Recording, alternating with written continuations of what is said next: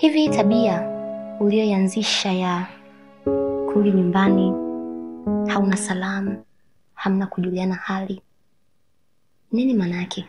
I want to know. Na mimi nikuulize, labda imeandikwa wapi kwamba mwanaume ndiye ambaye anatakiwa aanzishe salamu? Imeandikwa wapi? Kwa akili zangu finyu na upeo wangu mdogo wa kuelewa vitu, ninavyojua kiustaarabu na kitaratibu, umetoka huko ulikotoka, umekuja nyumbani, umeingia ndani, umenikuta mimi mwenzako, hata kunisalimia, kunijulia tu hali nimeshindaje. Amara, sikiza nikwambie. Naomba usiniletee hayo mambo. Hayo mambo nenda kafanye kwenu bwana. Au mnapokaa na wanawake wenzako, mnafanya vikao vyenu, mnazungumzia masuala ya usawa wa kina mama na mambo mengine, lakini sio kwangu. In my house kuna sheria zake. Sawa, kwa hiyo usiniletee huo upuuzi. Okay. Alafu pasipo kujua nimepitia mangapi siku ya leo, nimerudi nimechoka, unaniletea drama. Naomba uniache. Wow. Lakini unajua sio sawa, si ndio? You know that hiyo tabia it's not right. Kwa hiyo umeamua kunianzishia, sio? Kabisa unaleta drama kwa sababu ya salamu. Amara, salamu, really? Mtu umekaa una matatizo kibao. Hapo ulipo huna pesa ya dawa. Hapo ulipo kazi huna, unakaa nyumbani, unakula, unalala, unawasha TV, unazima, unasubiri kingamuzi kiishe, mimi nilipe. On top of that, mtoto wako kupona haponi, soon anaweza kufa. Wewe naomba ukae kimya. Tena don't you dare. Fanya yote lakini usimgusie malaika wangu. Live out of this. Hujui nguvu niliyokuwa nayo ndani yangu. So do not push my buttons. Umenisikia? Unajua tatizo lako nini? Tatizo lako ni kwamba upendi kukubali ukweli. Jifunze kukubali ukweli ijapokuwa unauma. Good night. Wait. No good night today. Kaa hapo baba. Hauondoki, you are not going anywhere. Leo nataka kujua chanzo cha hii mistreatment ambayo umekuwa ukinipa lately. Kwa sababu sielewi, you treat me kama hunijui, unanipa sijui attitude, vimbwanga haviishi humu ndani. So I want to know, nini chanzo chake? What is the reason behind? Nimefanya nini mimi? Nimekukosea nini, Driss? Siku utakayojua kumhudumia mwanaume wako na kutimiza haja zake, sidhani kama mwanamke wa nje ana nafasi. Ila nikwambie tu ukweli, haupo tena moyoni mwangu.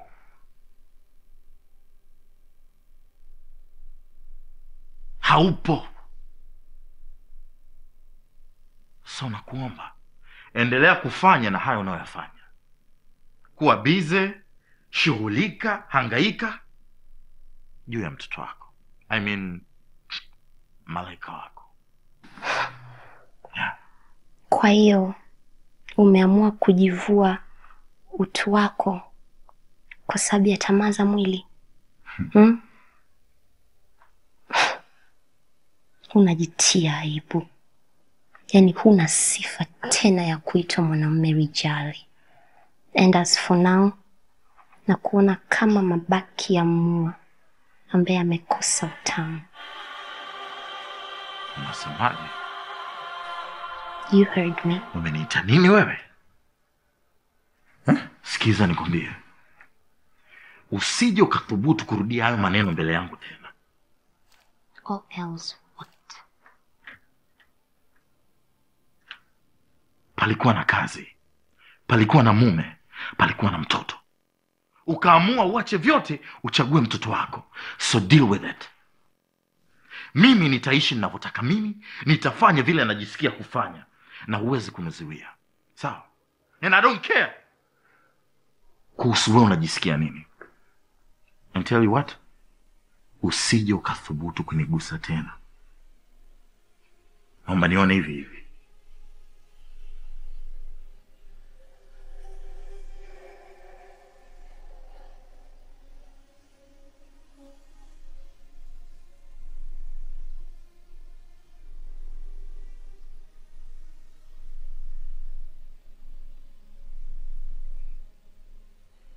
siwezi kabisa kusema kwamba wanaume wote ni sawa, na wala huo usemi mimi siuungi mkono.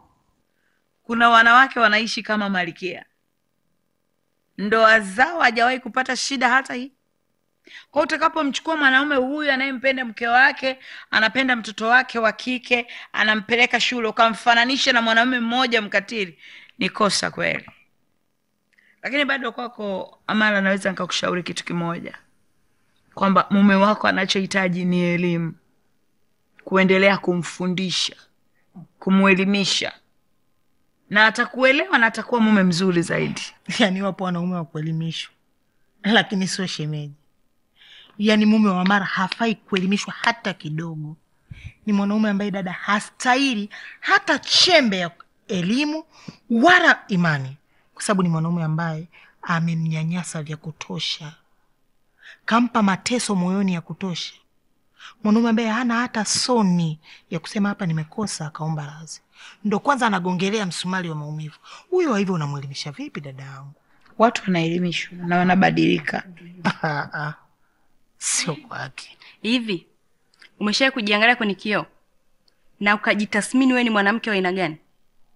Kwa nini unganganie kuwa na ule mwanaume katili, muuaji, hathamini hata chembe ya utu wako? Bado unasema una mwanaume Amara? Yaani ningekuwa mimi hapa, tayari ningekuwa nishafanya maamuzi. Wewe na mwanaume katili kama yule? Wewe ni msichana mzuri sana. Unampata mwanaume yoyote kwa wakati wowote unayemhitaji. Yaani wanaume wanakuja hivi, ni wewe tu kuchagua unamtaka, usimtaki, unapangua. Huwezi kunyanyasika kwa kiasi hicho. Imetosha. Kwa sababu huo ushauri unaotoa sio wakati wake. Na inawezekana mna ushauri mzuri sana kwa ajili ya Amara, lakini sio kwa wakati huu. Mwambie aachane na mume wake. Yeye anaelimisha wanawake wengine. Yeye ana mtoto mdogo hapo alipo na mume wake. Atoke aende wapi? Akaishije? Aanzie wapi? Afanye nini? Anachoweza kukifanya kwa sasa hivi. Ushauri wangu unabaki kuwa ni ule ule, Amara. Mwelimishe mume wako, atakuelewa.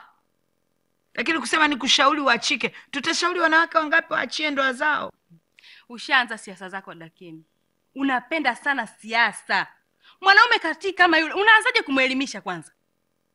Muda wa kuelimisha unatoka wapi? Ningekuwapo mimi ndio wewe. Sasa hivi muda mrefu nishafanya maamuzi. Bado ninakupinga. Nakupinga kabisa. Jamani dada, tutabishana mpaka saa ngapi? Hapana, bado ninawapinga. Amara, urudi kwa mume wako, ukae na mume wako, ulee mtoto wako, umwelimishe mume wako. Kuna mabadiliko utayaona. Tatizo lako ndugu yangu, unalazimisha kuitwa kigoli, lakini matiti ya shala muda mrefu unalazimisha kuitwa kigoli. Hayo ni maneno ya jeuri. Sitaki kusikia hayo maneno ya jeuri.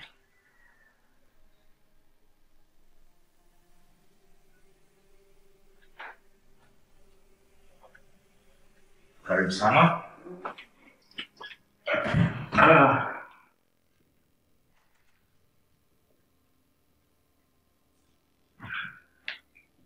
Baby, hapa ni nyumbani kwangu.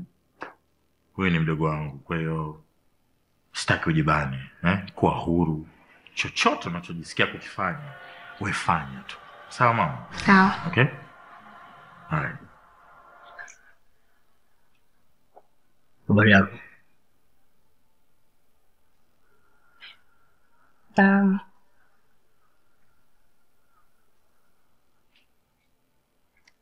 Dada sama nakuomba wangu. Nakuomba wangu.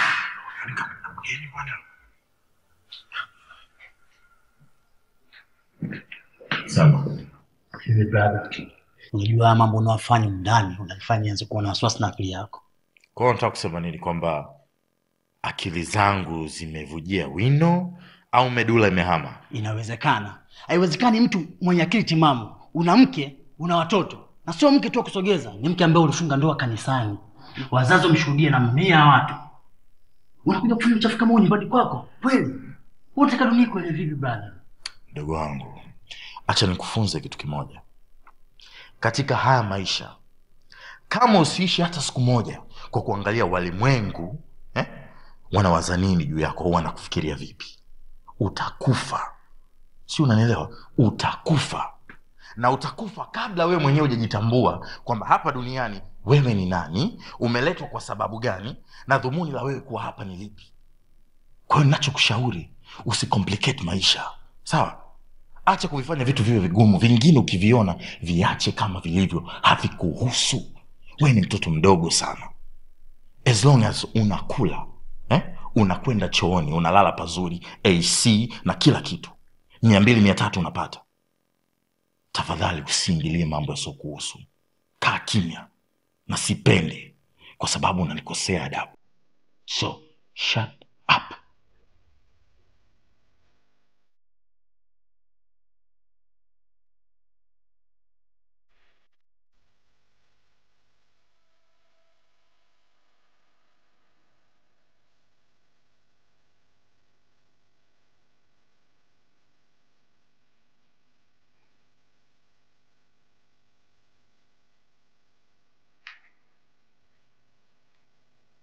Sasa hivi dada. Habari yako?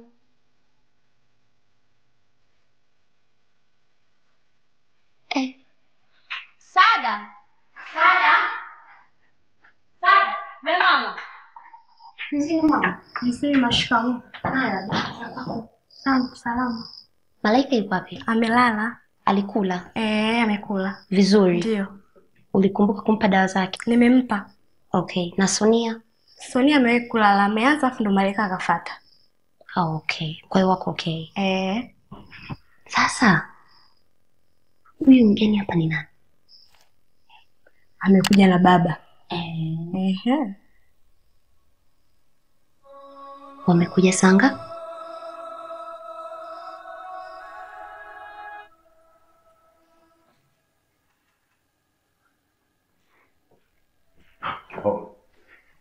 You see? Maisha siku zote yanakwenda na mabadiliko. Nilikuwa wa kwanza kuyakubali mabadiliko. Nafikiri sasa hivi umefika wakati na wewe kukubaliana na mabadiliko. Maana sitaki kuingilia tena uhuru wako, maisha yako na maamuzi yako uliochagua kwamba mwanao Malaika ndio kila kitu. Peke yake yeye ndo anafaa kupendwa, peke yake yeye ndo anafaa kuenziwa. Sisi wengine hatuna thamani.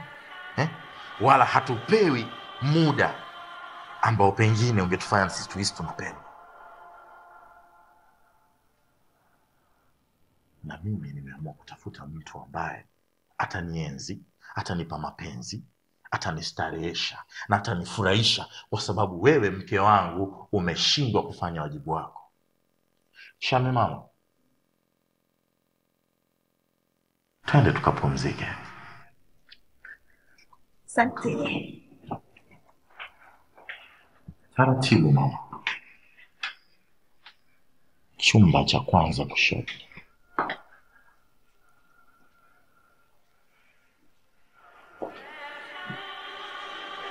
For the record, sitaki kusumbuliwa. Ishi maisha yako, na mimi naishi ya kwangu.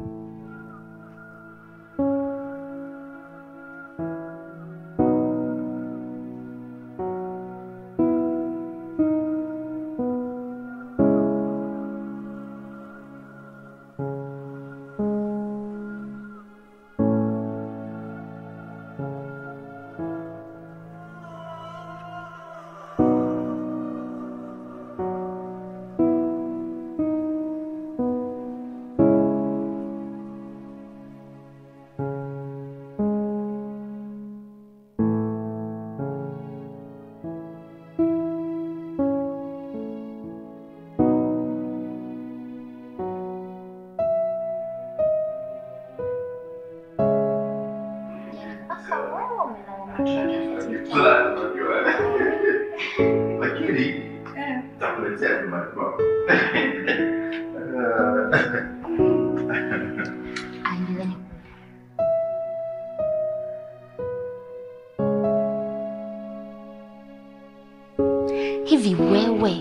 ni mwanamke wa aina gani wewe? Yaani huko ulikotoka, kwanza hujui kwamba huyu ni mume wa mtu? Hujui kwamba huyu kaoa? Umekuja jana, umekuja ndani ya nyumba yetu, umelala kwenye kitanda chetu. Husikii aibu?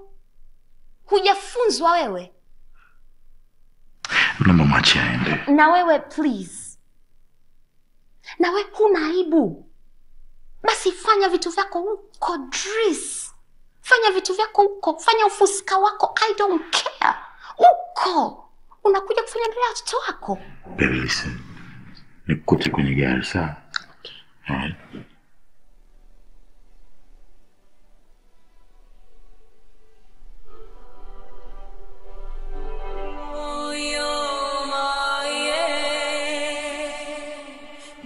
Hujisikia aibu?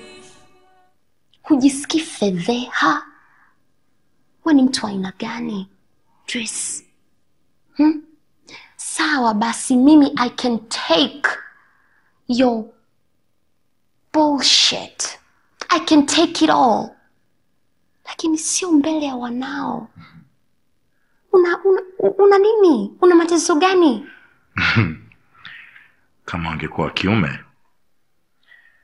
nafikiri nisingefanya mbele yao. Ila those two monkeys, pesa chakula kwa ajili yako na wao.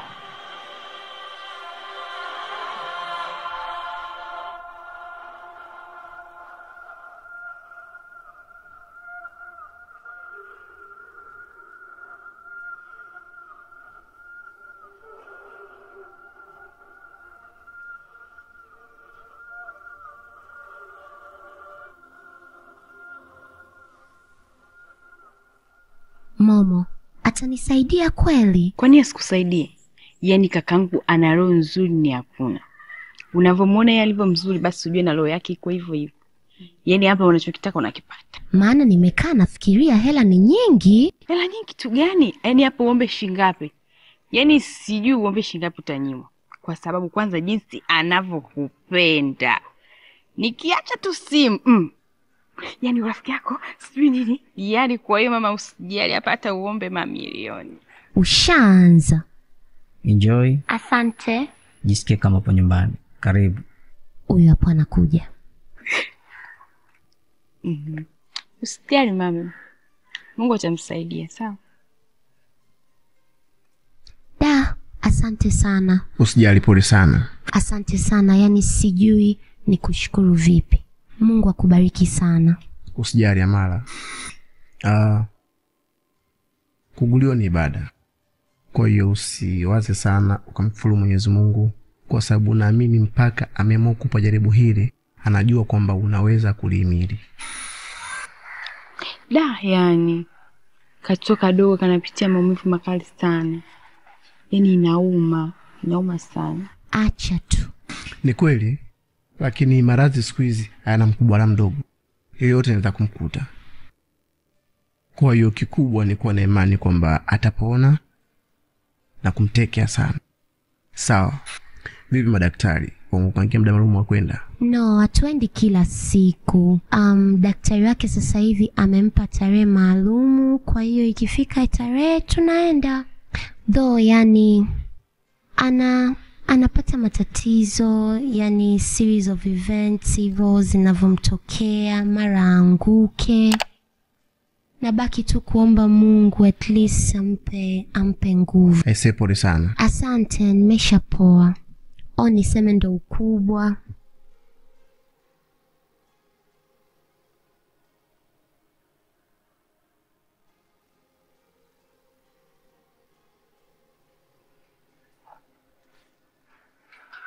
Habari za kazi? Wazima. Okay. Baada ya mkurugenzi kufika, napenda kufungua kikao rasmi. Na ningependa kumwomba Maureen tupatie mrejesho wa kikao kilichopita, ili kazi ambazo zinaenda kuanza mikoani tujue nini hasa ambacho kinaenda kufanyika. Nilikabidhi kwa maandishi kwa supervisor Meshak, na baada ya hapa kila mtu anatakiwa apate nakala yake ambayo itatuelezea nini kifanyike kwa matatizo yanayowakabili watoto wa kike. Okay. Kabla sijakabidhi nakala kwa kila mmoja wetu, ningependa tuendelee na utaratibu wetu kama kawaida wa kukosoa ama kukubaliana na mapendekezo yaliyotolewa na wakuu wa idara husika ili kupata majibu yanayojitosheleza zaidi. Uko sahihi. Na mimi nilikuwa nafikiria kwamba nitawapa dakika 45. Kila mmoja wenu ataniainishia ni matatizo gani magumu yanayomkabili mtoto wa kike na mwanamke. Kwa sababu matukio yameongezeka.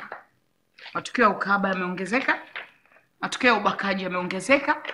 Matukio ya utoaji mimba yameongezeka. Na matukio ya wanawake kuuawa yameongezeka. Lakini sasa tukio hizi nazo zimeongezeka kwamba pia wanawake wanaua watoto wao. Acha kutoa mimba, ile wanaua waziwazi. Sasa nataka hapo nyuma ya huo ukuta kuna nini? Ndio hiyo kazi nayo hapa. Dakika 45 na waachia, lakini leo utakuwa na kikao cha muda mrefu sana. Tutakuwa na kikao cha muda mrefu, mkishangaa tunaweza kulala nje. Hapa tunatumikia wananchi. Si ndio? Mimi naendelea shughuli chache ofisini, hapo mtarejea.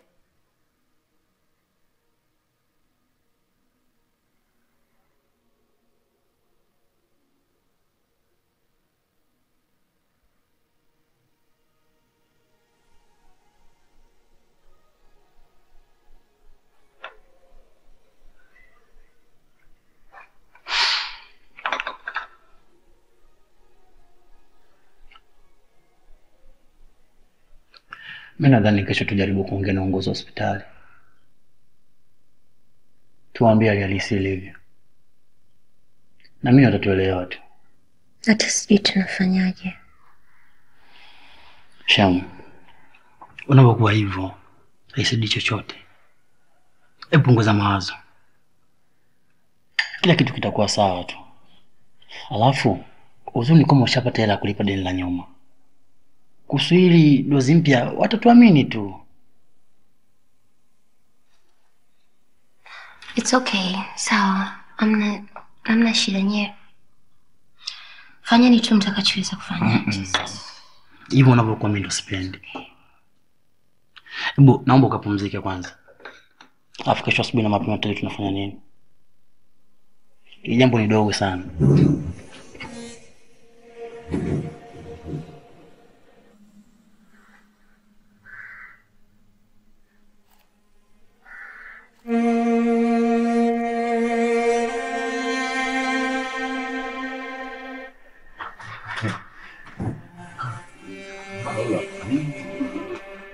Mwenzake nimebaba. Nataka tuondoke. Wow. The room is so beautiful. Oh yeah?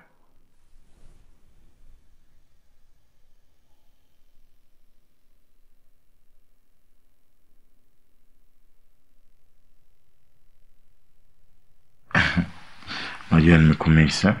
Nimekumisa pia.